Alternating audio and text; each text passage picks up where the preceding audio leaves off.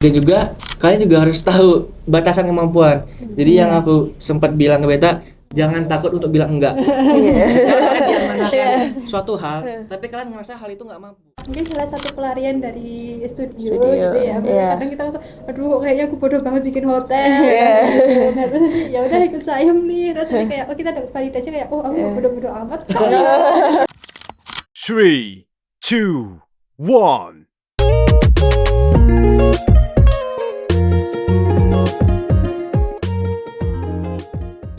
Halo semuanya, kembali lagi di podcast Arsipedia. Nah, di podcast kali ini kita ngebawain judul Studio Sayem Rapat Repeat Sangguka. Bersama aku, Vina, dan teman aku, Cindy, sebagai moderator pada podcast kali ini. Nah, di sini kita udah ditemenin sama narsum yang keren-keren ini nih. Boleh dong Kak, kenalan dulu. Mulai dari Kak Beta. Halo guys, aku Beta Nadia Maimunah dari angkatan 2020. Halo semuanya, aku Muhammad Alfarisi dari angkatan 2020 juga.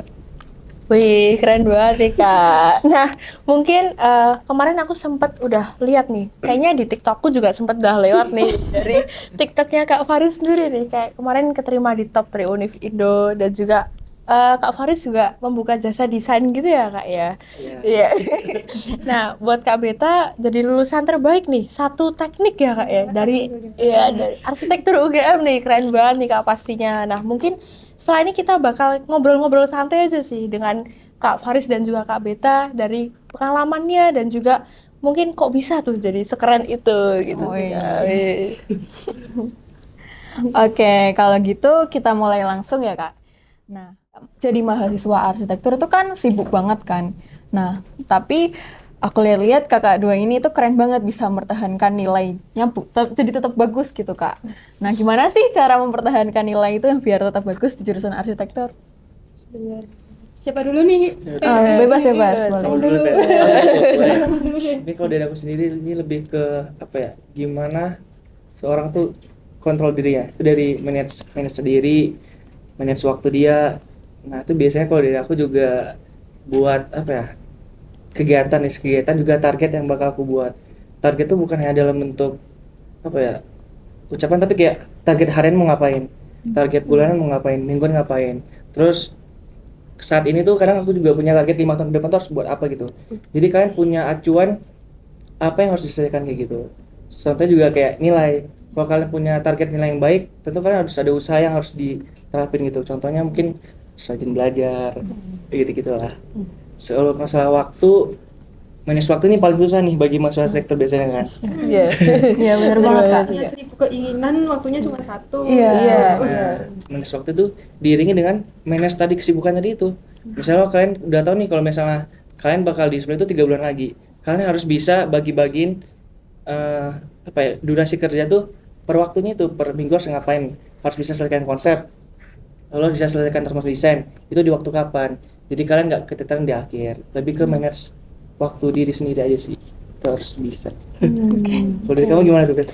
Sebenarnya mirip-mirip, tapi mungkin kalau Faris tuh emang beneran orang yang udah punya plan beneran kayak 5 tahun ke depan ini. Cuman sebenarnya kalau aku lebih ke target harian, karena sebenarnya kadang tuh aku nggak tahu apa yang akan terjadi besoknya, apa tiba-tiba ada ini, ada itu. Ini lebih ke kayak kita membeli sticky note gitu ya guys, terus kita kayak membuat oke, hari ini aku udah selesai ini, meskipun nggak kita nggak tahu itu bakal terselesaikan apa enggak, tapi setidaknya gitu kita jadi istilah jeleknya kayak kita gelisah gitu, kayak aku harus ini kayak gitu. Jadi gitu. Dan kadang kita harus, karena kita punya bisa dibilang kita tuh di arsitektur karena kita punya sangat banyak impian yang pengen kita capai, kayak konsepnya mau gini, tapi kadang tuh kita bisa dibilang kita terlalu lihat kayak orang-orang di luar sana yang udah terlalu keren, dan kita kadang aku harus bisa bikin kayak gini, cuman kadang kita waktu ngerjain ternyata hasilnya nggak sesuai harapan kita nih gitu kan ya.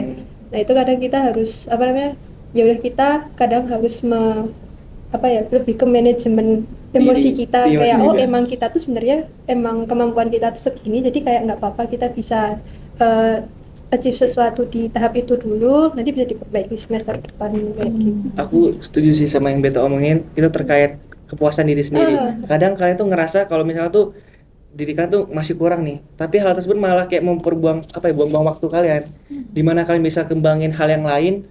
Contohnya misalnya aku misal waktu maba itu ngerasa kurang di bidang manual kayak sketch itu aku kurang, cuman aku udah curi start di semester 2 tuh aku udah belajar digital.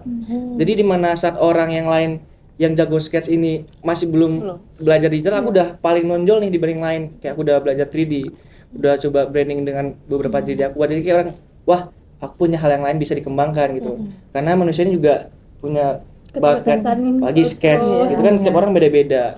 Mana yang penting kan gimana cara kita menggali potensi diri kita, itu aja sih.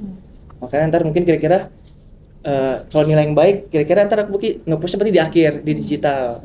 Kalau misalnya aku di sketchnya kurang, tapi ntar bisa digantikan oleh nilai tinggi yang di hal yang lain gitu sih. Gitu ya Kak. Sama kadang kalau studio kan kadang itu kita nggak bisa tahu ya, maksudnya kita bakal dapat nilai kayak apa. Soalnya kadang maksudnya itu tidak hanya dipengaruhi, boleh nggak ya ngomong ini ya?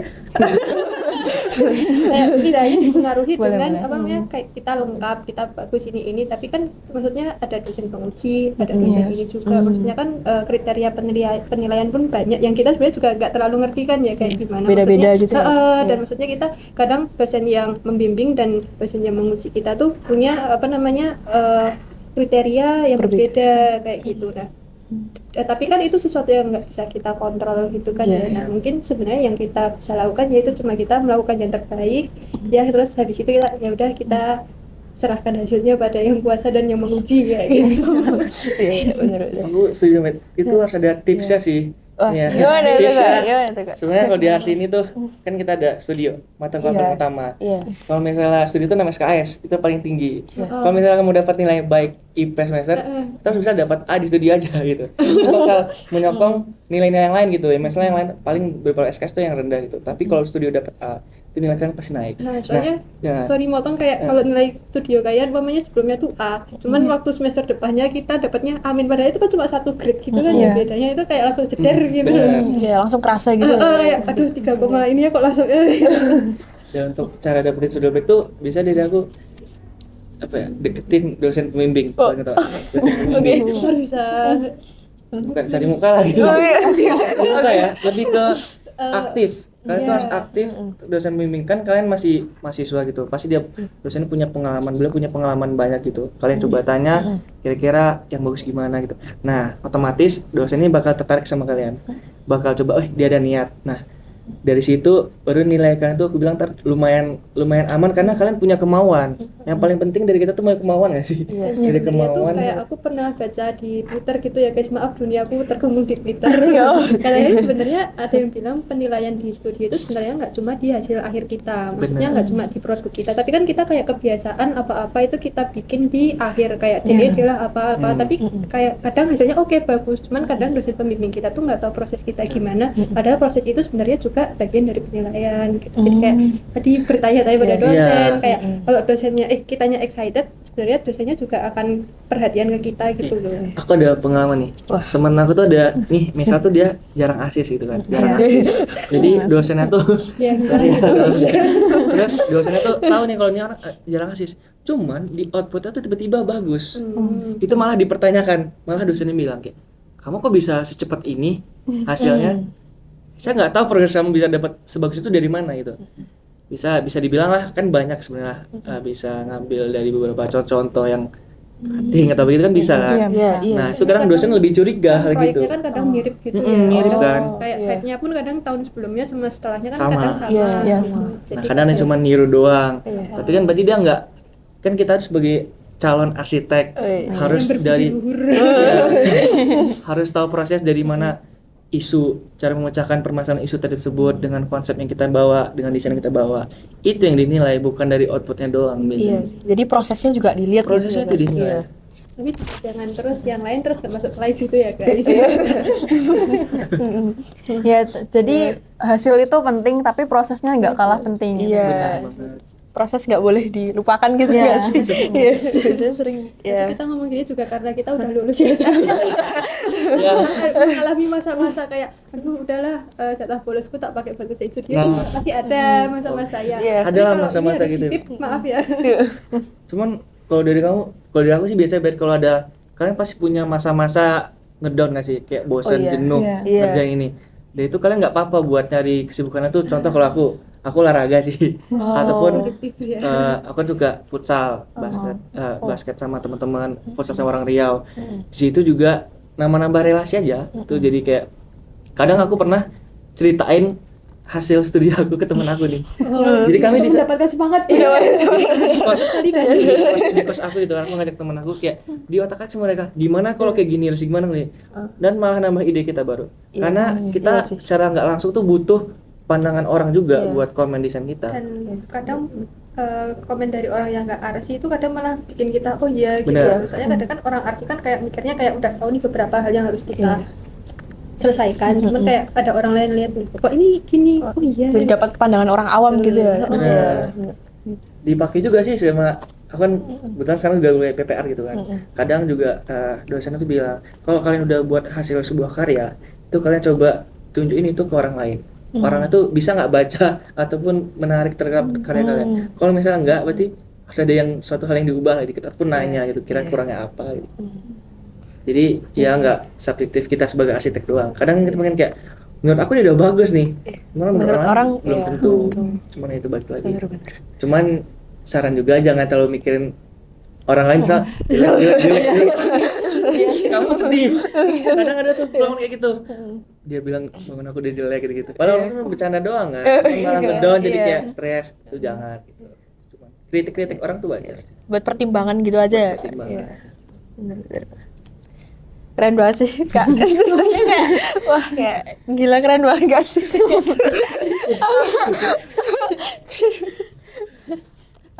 Mungkin dari tadi kan kita udah cerita dari gimana cara mempertahankan nilai bagus, kayak nggak cuman dari hasil akhir tapi prosesnya juga harus dilihat gitu Kak. Nah mungkin bisa diceritain juga Kak kayak tentang kehidupan selama kuliah di jurusan arsitektur tuh kan mesti pas ada lagi hektik banget tuh. Nah kayak lagi ikut sayem atau kepanitiaan atau kayak rapat-rapat organisasi gitu. Nah itu kira-kira gimana Kak dulu selama kuliah tuh gimana? Kayak Sebenarnya itu kadang lebih kayak karena Faris kayaknya orangnya sangat J gitu ya dibandingkan aku yang sangat orangnya kayak ya udah dia sampai kayak kalau aku kayak lebih ke ya udah yang bisa aku kerjain dulu, ya udah aku kerjain tuh. Soalnya kadang tuh kayak apa ya, ide tuh kadang nggak bisa dikontrol datangnya gimana gitu. Kadang tuh aku lagi di studio tiba-tiba aku baca ini, oh ternyata aku bisa untuk kerjain tugas yang lain. Nah itu kadang aku tuh sebenarnya kayaknya ini tidak menginspirasi itu ya jawabannya, karena aku lebih ke mengikuti ya manajemen emosiku sangat buruk gitu ya. Jadi kan aku kayak aku pengennya apa itu yang aku kerjain dulu kayak gitu. Jadi pertanyaannya apa ya? jadi kayak kehidupan selama kuliah di arsitektur pas lagi hektik banget tuh gimana kalau dari Kak? Mungkin kamu ceritain aja nggak jadi asdos. Iya. Iya. Kebetulan menjadi asdos juga gitu ya beberapa kali. Dan kadang waktu jadi asdos tuh sering ditanya waktu mau display gitu. Kayak umpamanya kayak apa ya, kayak ATB gitu ya kan, dia kayak asisten dosennya tuh cuman dikit, kayak cuman 2 atau 3 gitu kan ya. Tapi dia kan pegangnya kan satu kelas gitu. Jadi kayak beneran kadang waktu lagi nge-studio besok mau display tiba-tiba kayak catnya masuk banyak banget kayak gitu. Lebih ke apa ya, mungkin ketika ada satu kayak itu ketika aku butuh buat kerjain tapi itu ada yang datang saja terduga dan banyak, kadang itu akhirnya aku kayak balik salah satu orang terus saya suruh mau forward ke Iya. grup angkatannya Iya. gitu. Soalnya kadang pertanyaannya mirip dan kayak ya mana yang bisa dikerjain satu kali untuk banyak gitu kayak ya udah itu dikerjakan Biar sekalian gitu ya, walaupun kayak kesannya kadang kayak mbak aku nggak balas chatku ya gimana ya Sibuk juga. kuliah nih kayak gitu. Emang kalau umpamanya dulu Bex apa ya, kita kayak satu divisi ya kayak kita simpul gitu kan. Oh, simpul. Kayak kebetulan simpul juga. Iya, Sibuk juga. Para sepuh. Wah, kita kayaknya terus dibawa ke yang sekarang juga deh, kayak ada 3 kegiatan gitu kan ya jadi satu. Itu kayak beneran yang kayak itu studio apa ya dulu semester berapa ya, kayak studio itu juga lagi agak padat. Tematik gak sih? Tematik apa ya? Oh iya ya kok ya agak lupa ya guys. Dan terus juga yang kita harus megang 3 acara, mana kayak banyak survei gini, Iya, gini, iya. gini, kayak ya udah mau gimana lagi karena kita juga cuma punya 24 jam dalam satu hari gitu. Iya, Kayak, ya udah kita ngerjain apa tor bla bla bla bla bla. Jadi istirahatnya malah dari studio. Gimana lagi kayak sebenarnya emang di arsis jujurnya nggak semudah itu untuk memanage waktu. Benar. Iya sih, iya. Kak. Setuju. Karena kayak kegiatannya banyak banget. Kayak kalau kuliah doang kayaknya wawasan tidak terbuka. Ikut event doang nanti Capek. orang tua juga membayar UKT. Iya, iya. Gimana ya? Mungkin Kalau dari Jadi Kak aku ya- Faris, ya. Yang kedua juga, aku tuh dari semester 1 tuh udah punya planning. Wih. Udah ketemu ngapain. Wih. Jadi aku punya sistem tuh kayak semester 1, 2, 3, 4 tuh aku utamain di organisasi. Jadi aku pernah ikut di BMFT. BMFT tuh aku bagian OASE, bagian olahraga, apresiasi seni itu ngurus teknik syada gitu. Terus aku ikut PAMI dulu. Oh. PAMI juga aku iya. di bagian pengabdian masyarakat. Terus aku pernah ikut PPSMB juga, Satria, sama di himpunan aku juga ikut, dan beberapa organisasi di luar. Nah, ada alasan sendiri kenapa aku lebih mentingin organisasi awal. Karena butuhnya relasi. Karena kan secara nggak langsung di arsitek nih, kita tuh misalkan buat biro, pasti perlu proyek. Iya. Proyek itu datang dari kenalan kita. Iya, Nah, makin banyak kenalan, aku mikirnya makin banyak rezekiku datang gitu. Iya. Makanya aku plan gitu. Lalu setelah sampai semester 4, aku mikirnya sayem. Iya. Mahasiswa arsitek juga terkenal dengan sayem kan. Jadi semester 4, aku pertama kali sampai semester 4, baru ntar berkelanjutan. Itu aku batasin sampai semester 6 atau 7. Setelah itu aku fokus ke proyek. Wih. Kalau udah semester 7 di akhir, Itu kan proyek. kalau di akhir aku harus bisa dapetin proyek. Nah, barulah aku coba-coba nanya teman gitu, baru udah dapat proyek. Itu aku mulai dari semester 7, semester 8. Jadi aku ada planning, udah stop nih. Ikut lombanya, lanjut ke proyek, lebih ke menghasilkan sesuatu hal lah gitu. Nah, itu tadi barulah dari, karena aku ada life planning itu sih. Kayak aslinya harus apa. Karena aku kalau nggak ada itu bingung aja mau ngapain, nggak ada arah dari itu. Terus masalah tadi itu yang masalah organisasi gitu ya, hektik tuh sebenarnya kalian harus bisa kerja sama tim. Lebih ke kadang kan aku ngeliat tuh ada beberapa orang tuh kayak sungkan buat ngasih kerjaan ke orang lain. Padahal kalau misalnya kita bagi kerjaan, misalnya kan kita organisasi ya, apalagi misalnya aku jadi ketua koordinator gitu. Iya. Hal itu bisa jadi gampang kalau dibagi-bagi tugas sama orang dan jelas. Iya. Karena harus juga penyampaiannya ke orang tuh jelas gitu. Kayak kamu dikerjain apa, waktunya berapa lama itu jelas. Itu ntar bakal lebih gampang sih dibanding kamu kerjain sendiri. Nah, aku dulu biasanya lebih mau bagi-bagi tugas. Mungkin contoh seorang yang disebut Faris adalah aku ya, kadang aku nggak enak ngasih ke orang. Makanya kadang kayak aku nggak bisa manage waktuku dan manage kerjaanku. Kayak ya itu mungkin kontrol emosi dan kontrol kemampuan tadi itu. Maksudnya kadang kita kan susah buat percaya ke orang gitu kan ya. Iya. Oh, jadi kerjain sendiri semua. Iya. Mungkin itu Kadang ada kita juga harus kontrol itu ya guys. Itu lebih gitu sih, lebih ke gimana kalian, aku kan belajar di organisasi, gimana cara komunikasi ke orang, manage orang, skill komunikasi kita, juga tanggung jawab kita sebagai pemegang diberi amanah kayak gitu. Itu harus penting. Dan juga kalian juga harus tahu batasan kemampuan. Jadi yang aku sempat bilang ke Beta, jangan takut untuk bilang enggak. Misalnya kalian diamanahkan suatu hal, tapi kalian ngerasa hal itu nggak mampu. Misalnya aku pernah bilang cerita aja lah, aku ditawarin jadi ketua apalah gitu kan, bidang penelitian. Aku ngerasa aku nggak bakal mampu karena udah ada planning lain. Aku bilang enggak. Enggak gitu. Karena aku ngerasa kayak kalau aku aku juga bakal jelekin nama aku secara nggak langsung karena aku nggak ngerjain hal yang harus aku kerjain. Dan itu kalian juga harus berani bilang enggak. Harus lebih dibanding kalian udah terlanjur masuk ke lubang buaya, terus malah kalian nama jelek, orang nggak percaya sama kalian lagi. Kalau itu udah hilang kepercayaan orang tuh udah susah sih. Makanya aku bilang kayak, terus tolong dong ini nih. Enggak mau gitu. Karena emang nggak bisa, nggak mampu aja aku rasa gitu. Jadi harus mengukur diri gitu ya, Kak ya. Mengukur diri juga. Karena aku bukan lebih orang realistis sih. Kalau aku ngerasa aku nggak mampu, enggak gitu. Ada stres sendiri. Cuman kadang aku ngerasa itu hal jelek juga kadang Ben. Orang terlalu dingin gitu Bang. Sih kamu sebenarnya mampu buat itu. Cuman kayak kenapa kamu nggak kayak mungkin orang lainnya kayak nggak percaya, tapi cuman karena aku mikirnya kayak emang nggak sempet aja gitu. Iya. Kayak gitu sih, karena semua orang menurut aku itu bisa asal dia punya kemauan. Iya. Punya kemauan yang tinggi ya. Kemauan. Bukan Mau. iya, mau kita aja kan susah sih. Yang penting tadi sih lihat kapabilitas diri juga. Tapi ini juga sebenarnya mungkin karena kita juga udah melewati banyak. Iya. Ini ya 4 tahun, maksudnya kita bisa ngomong kayak gini karena kita sudah Udah banyak pengalaman ya. lebih ke mungkin kayak banyak sepak terjangnya. Oh iya. Iya. Maksudnya Ya, dari kita kan udah, maksudnya kita udah paham flow-nya. flow-nya. Iya. Kalau kalian kan bingung kan? Iya, Iya, masih Kayak bingung. kalian masih bingung. Cuman kalau udah lama tuh maka kelihatan. Kalau aku bisa bilang di arsitektur tuh gampang sebenarnya. Gampang asal kalian udah bener, asal kalian udah tahu flow-nya. Iya, Asal kalian tahu iya, flow-nya. Misal nih, aku jelasin terkait perkuliahan aja studio. Pertama, kalau misalkan dapat set, perlu isunya kan. Iya. Ada permasalahan Iya, apa aja yang didapatin di set. Misal bentuk set atau panjang, pun gimana. Terus itu tuh dari isu dari bentuk set. Ada lagi dari isu dari user. Siapa yang nempatin set tersebut. Misalnya kalian mau buat rumah buat difabel, buat orang tua. Iya. Udah kalian cari-cari aja isunya. Isunya apa, perlu tangga rem ataupun tempat kamar ruang tidur yang baik gimana, pengaman gimana.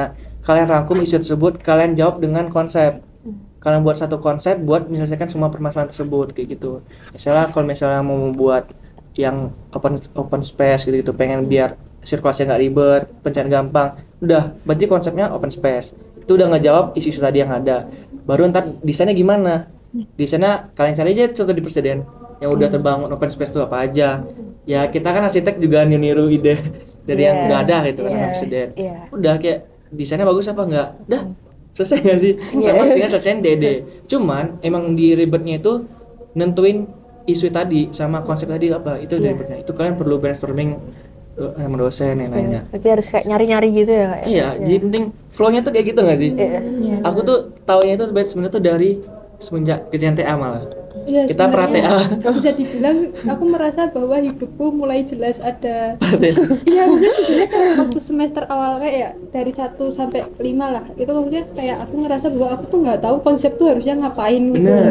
Kayak kita tuh kadang ya udah mana satu angkatan kan sama gitu Iya, ya. iya, Kita iya. tahu oh isunya apa, ini gitu kan. Terus kita kayak, nah terus kok penyelesaiannya satu angkatan 80 orang sama.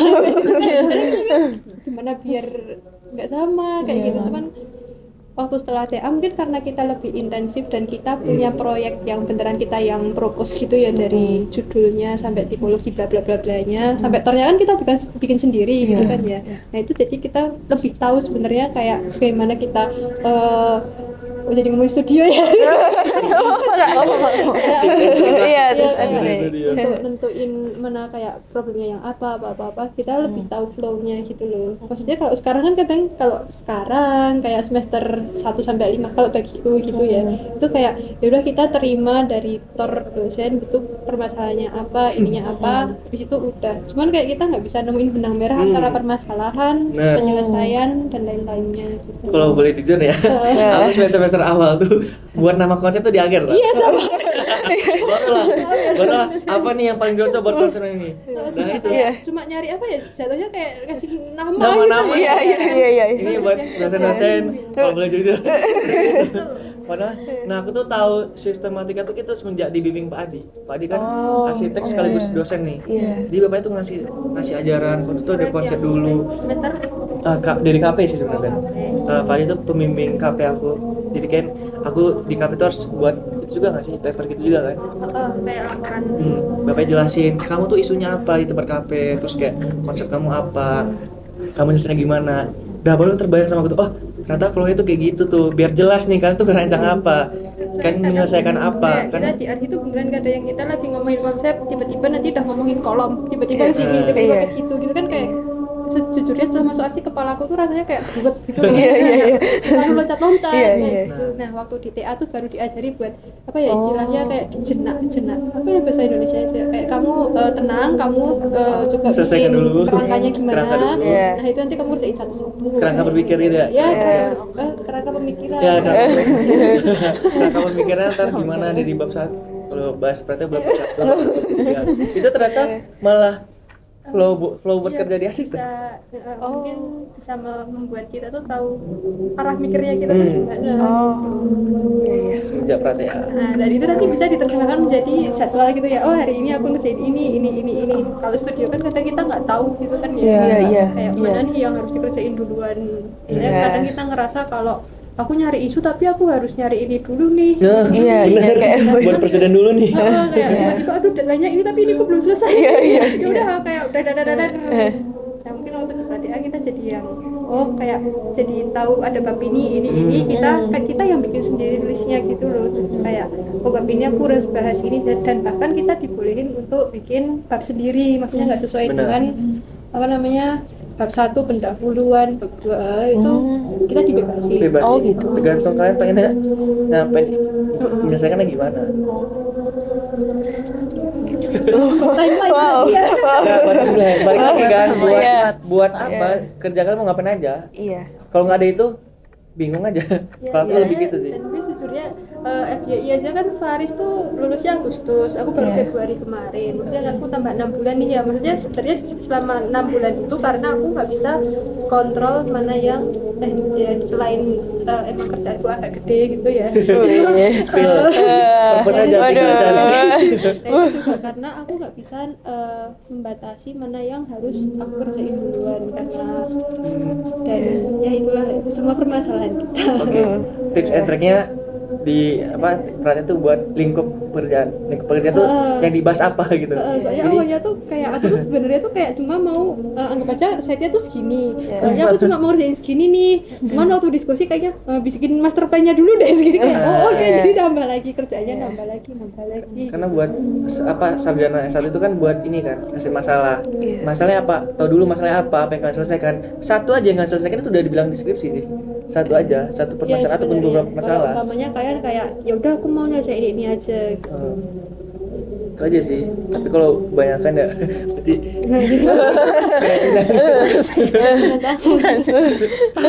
proyek sebenarnya. Waduh.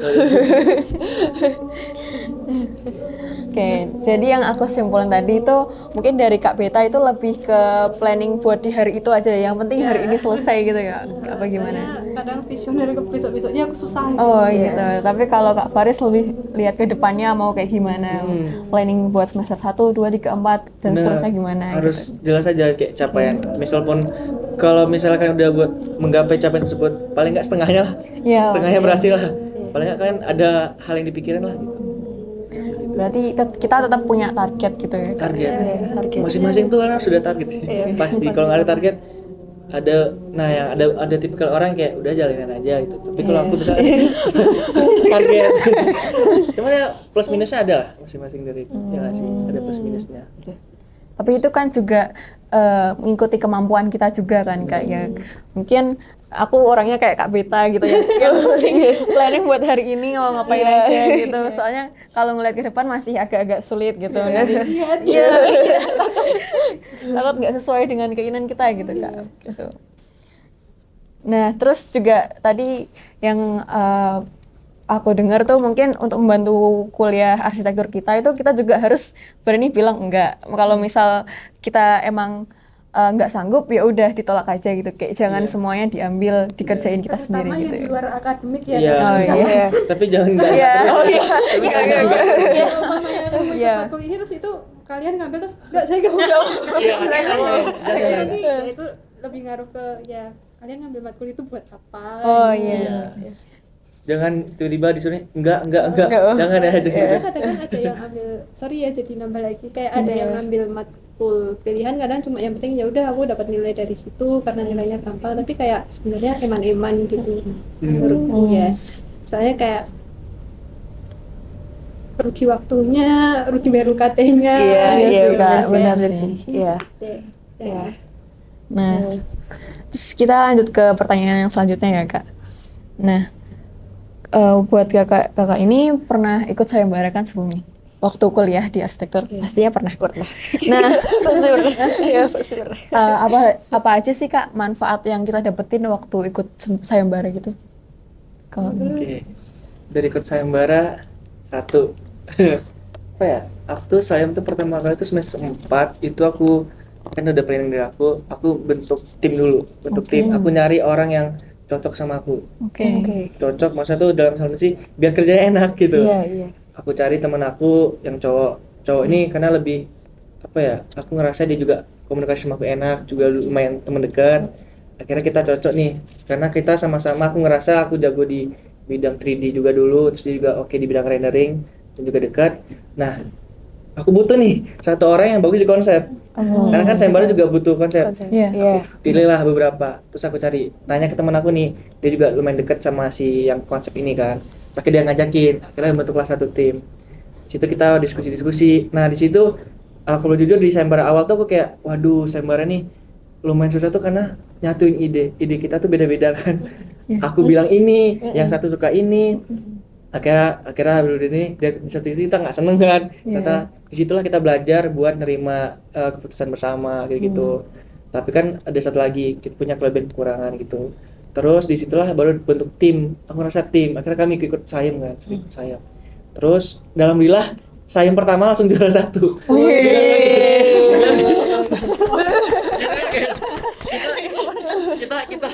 kita ikut sayem juga kaget.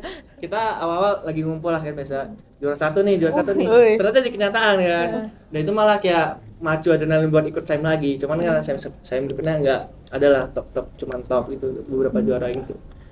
Tapi di situ yang paling penting kalian harus bentuk tim yang enak. Karena kalau misalnya kalian timnya aja udah nggak enak, ngomong nggak enak, ngerjain males rasanya. Sama kayak kalian tuh mau ngeliat kayak malah ketemuan. Malah jadi tertekan ya nggak? Itu kan wah sambil nongkrong atau diskusi kan enak kan, biasanya kayak gitu. Jadi kayak anggap itu kayak pelarian studio. Pelarian studio lebih ke bisa nongkrong nih sambil ngerjain sayem. Cuma biar otaknya nggak mikir, mamanya lagi kantor kan ya sekarang. Ya kantor terus. Hal yang lain. Story center gitu. Nah itu sih penting, harus bisa milih partner sayem yang baik dari komunikasinya, dari cara dia mungkin perilaku kita gitu. Gitu. Dari kamu sebenarnya mungkin yang aku dapat dari sayem selain mendapatkan uang gitu ya. Iya. Uang dari penyelenggaranya kalian bisa ngajuin insentif gitu. Nanti kita duitnya juga lebih banyak. Dari UGM juga dapat. Dari UGM dapat, dari Prodi juga dapat nggak sih? Dari teknik. Prodi dapat loh. Ya, jadi kalau kalian menang jangan lupa ajukan insentif ya guys. Dari UGM lumayan loh.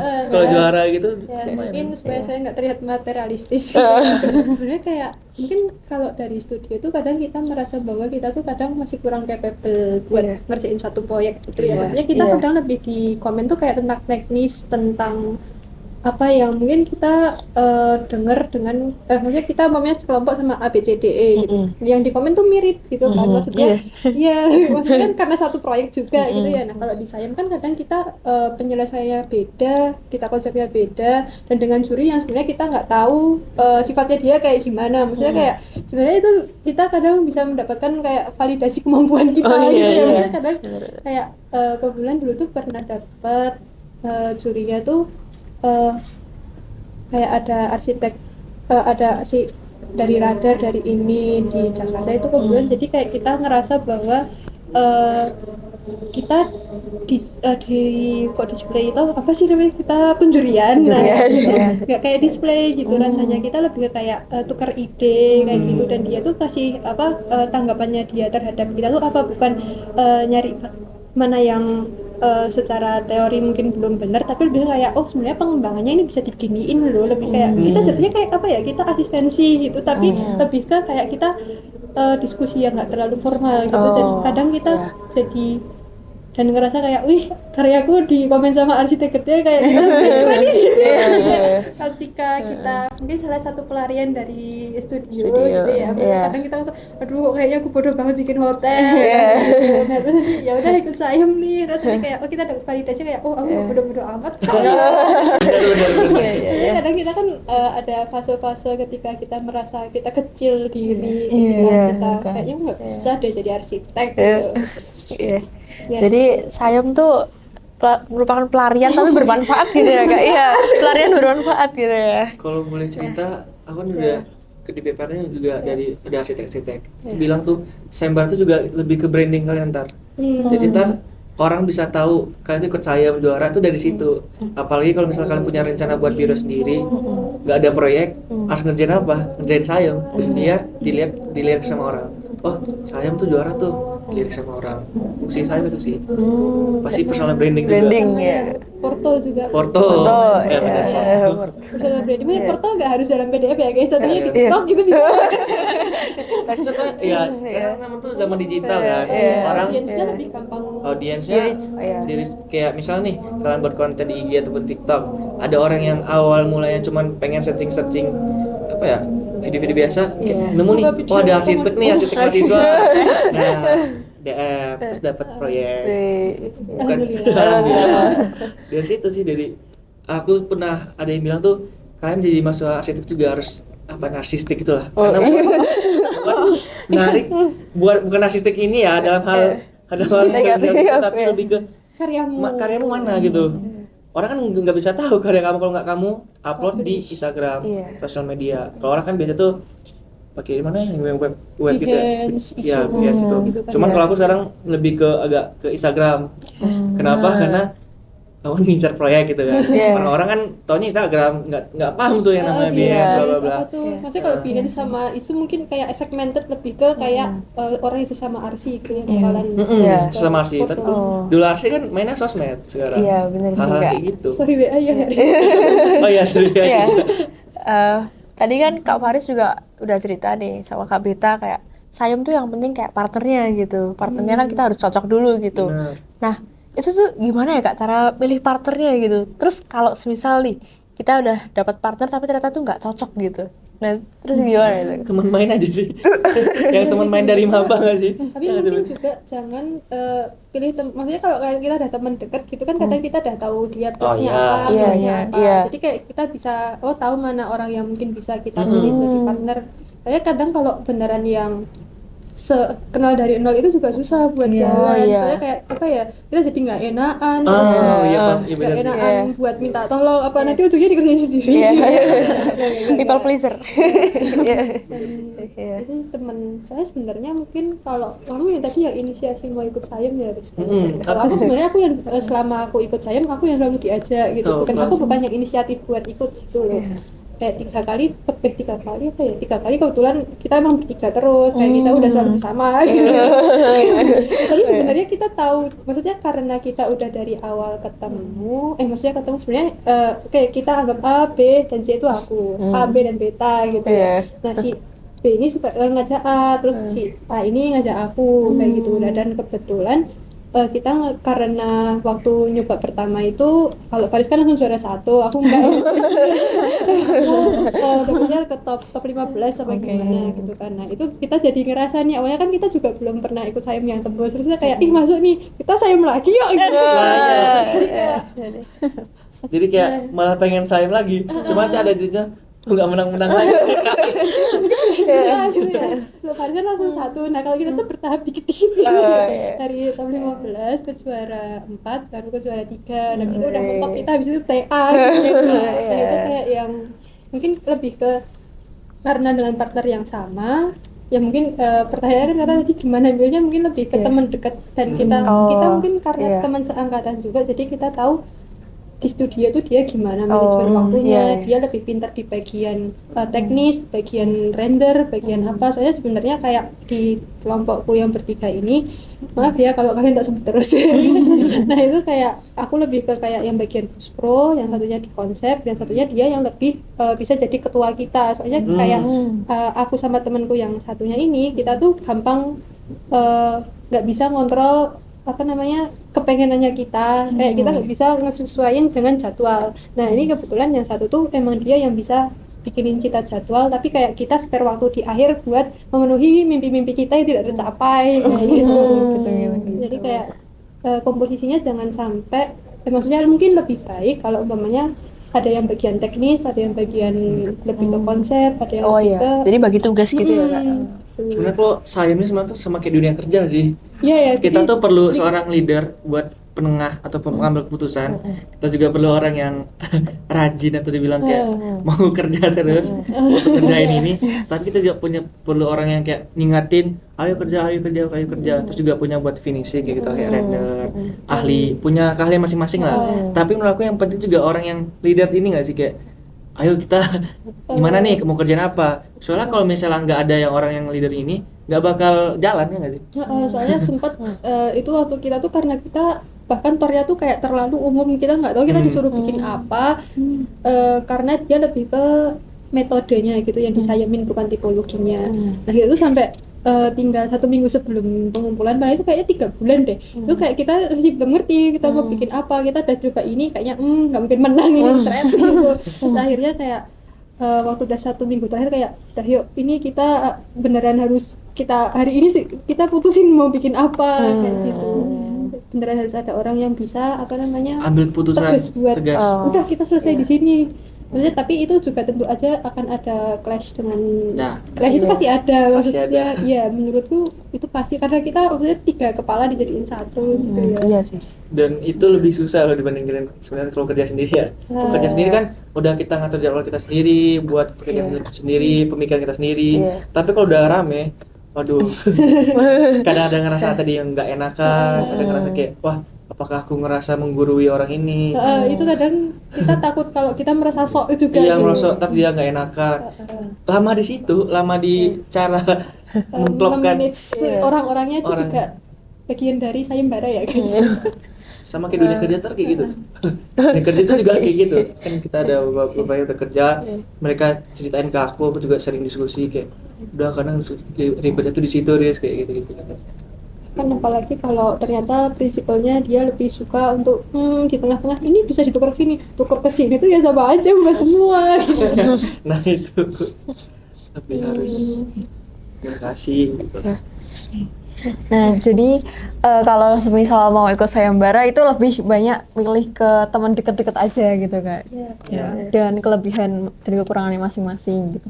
Kalau mau mungkin juga mau cutting boleh. Maksudnya beberapa- kadang ada yang ngajak cutting karena dia kemampuannya maksudnya dan pengetahuannya jauh lebih Ada tinggi dari pengalaman dari teman-teman aku cutting yang udah jago digital diajakin karena maksudnya deket juga. jatuhnya kita bisa yang pegang konsep, nanti Oh, cutting yang pegang teknis. Jadi nggak harus teman dekat, kadang ada cutting juga, it's okay. Asal rasa klop, komunikasinya enak. Berarti emang harus orang yang udah deket dulu gitu ya Kak, biar Harus lebih mungkin enak. salah satu caranya Oh, Iya. biar lebih enak aja Biar lebih jalan. enak, lebih enak. Oke. Nah, tadi kan udah banyak ngomongin tentang sayembara nih Kak. Terus ini aku mau tanya tentang organisasi sama kepanitiaan. Nah, tadi Kak Faris sempat mention ya. Kalau misalnya kita itu harus memperbanyak relasi juga. Jadi nggak hanya dari ARSI, dari Fakultas Teknik maupun di Universitas Gadjah Mada ini kan banyak bisa yang banyak relasinya. Nah, dari relasi tersebut mungkin Kak Faris tuh udah merasakan manfaatnya apa belum untuk saat ini setelah lulus dari UGM? Iya. Proyek. Oh, karena aku bisa dapat proyek tuh pertama tuh dari mungkin ada teman main, teman KKN sama teman yang lumayan gede ya, angkanya tuh dari teman ikut organisasi. Adalah himpunan itu lumayan satu Jogja gitu. Kayak kita sih bukan. kan udah lah, cuma nggak boleh jangan sebut lah kan. Terus kayak karena nge-branding gitu. Terus kita emang ada penugasan awal tuh sampai ke Jakarta gitu. Nah itu dibayarin, aku ke Jakarta ketemu Gubernur DKI Jakarta pada saat itu, dibayarin penginapan, makan, bla bla bla. Itulah salah satu benefit organisasi. Itu juga kita juga diskusi sama Pak Anies Baswedan. Terus ketemulah ketemu alumni juga dari organisasi tersebut, jadi kenal sama aku, ibu sama bapaknya.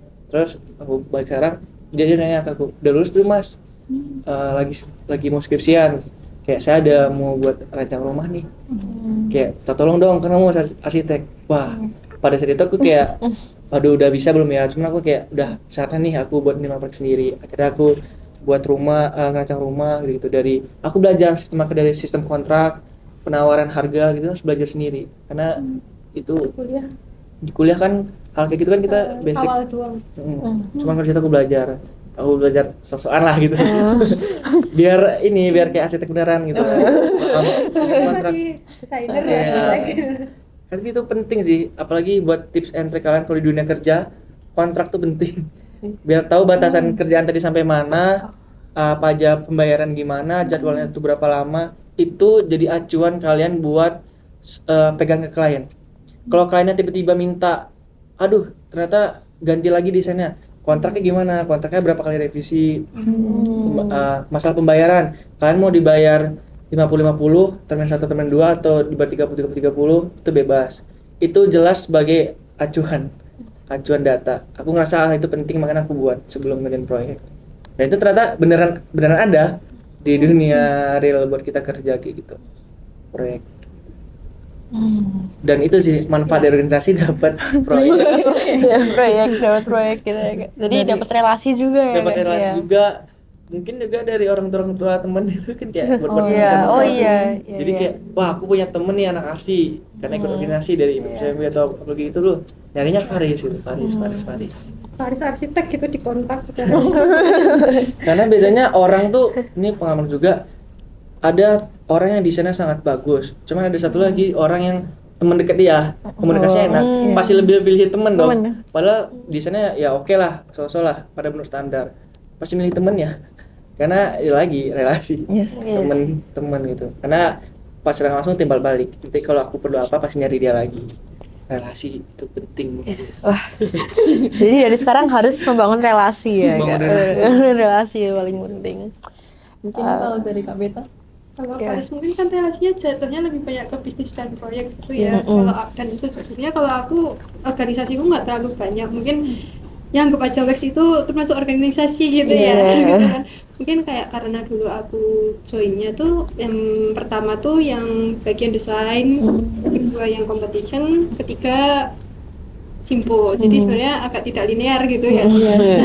Terus kayak waktu yang pertama itu menurutku sebenarnya ikut organisasi juga lebih, kalau kita sebagai mahasiswa mungkin lebih ke kita bisa nambah vocab dan ilmu buat kita gitu ya. Soalnya kadang kita apalagi aku merasa semester 1 sampai 4 ya mungkin 5 juga, aku tuh nggak tahu kalau mau searching tuh aku harus searching apa gitu loh. Kayak aku mau bikin kantor tapi aku nggak tahu sebenarnya yang harus aku cari apa gitu kan. Tapi karena aku join di Wex tuh kayak competition dan juga simpo yang dimana juga harus bikin tour tiap minggu, nanti brainstorming buat ini, jadi aku kayak bisa tahu kayak arsitek di Indonesia tuh siapa aja, terus mereka kayak fokusnya apa. Terus kan kadang kita juga disuruh cari proyeknya tuh tentang apa kayak gitu kan ya. Jadi aku tahu kayak vocab kalau memangnya bangunan ini aku harus carinya tentang ini kayak gitu. Dan bahkan kadang karena kita tuh kalau semester awal kadang kita belum tahu kalau di dunia ini ada arsitek yang lebih kayak ke kontraktor, yang lebih ke bangunan tinggi, yang lebih ke residensial, atau mungkin lebih kayak ke komunitas. Maksudnya arsitek tur itu nggak terbatas pada profesi arsitek gitu. Maksudnya kadang kita maksudnya kan ada orang yang mau kuliah di arsitektur tapi nggak mau jadi arsitek gitu. Tapi kan ada ilmu arsitektur gitu ya juga kan kita.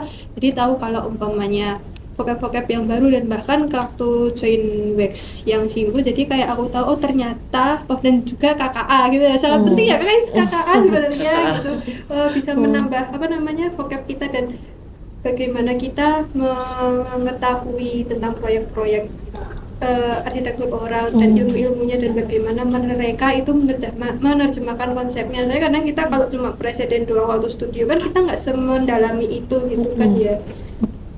Itu sih menurutku bisa menambah ilmu baru. Mungkin ada beberapa kayak mas arsitek ngerasa salah jurusan.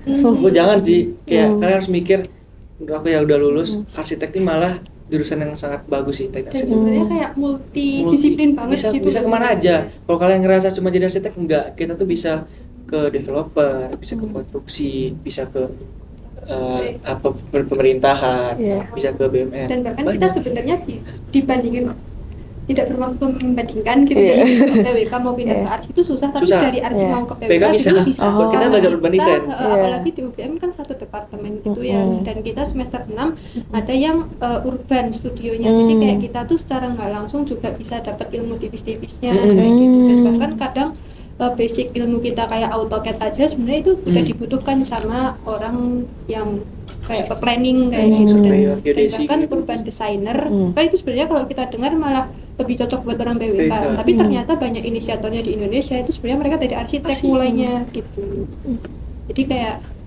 kita tidak hanya harus menjadi arsitek, Arsitek, kok. tapi luas gitu ya kak. Ya. Jadi kalau Usaha, ngerasa kalau salah join jurusan, organisasi yang arsitek mungkin kalian jadi tahu oh aku bisa expand pengetahuanku kemana aja. sebenarnya dari pengalaman sih.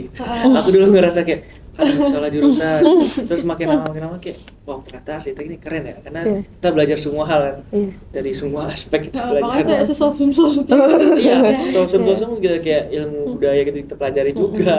Kayak semua mereka kaget, kok lo tahu kayak budaya-budaya gitu? Ya dipelajari aja gitu. kadang kita kalau ngobrol ke orang yang sebenarnya bukan basic di arsitek kita tuh kayak bisa nyambung gitu loh Iya. ngobrolnya. Jadi kayak soalnya kita harus mempelajari semuanya dianalisis gitu. Iya. Berbahagialah kalian yang masuk jurusan.